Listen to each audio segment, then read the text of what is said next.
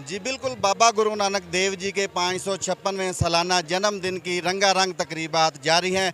दुनिया भर से सिख यात्री पाकिस्तान ननकाना साहब पहुंच चुके हैं। ख़ास तौर पर ये जो लाइटिंग की है इसने रंगो नूर बखेर रखा है। मेरे साथ इंडिया से आए हुए सिख यात्री मौजूद हैं।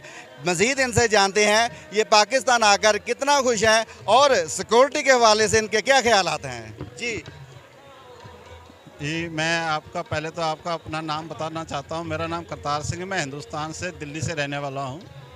मैं आप सबका तहे दिल से आभारी हूँ।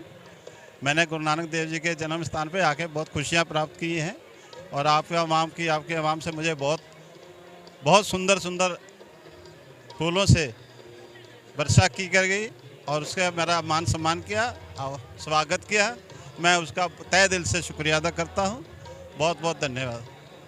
जी, आप सिर्फ इनसे आप ये बताएं कि आपको क्या महसूस हो रहा है कि आप इंडिया में हैं या पाकिस्तान में हैं। आपको कितनी मोहब्बत मिल रही है पाकिस्तानी अवाम से। पाकिस्तान अवाम से बहुत बहुत खुशी मिल रही है। उन्होंने बहुत तहे दिल से हमारा स्वागत किया है और मुझे ऐसा लगता है कि मैं अभी भी अपने अवाम में यानी कि गुरु नानक देव जी के पाकिस्तान के बैठा हूँ। मैं अपने घर में ही बैठा हूँ।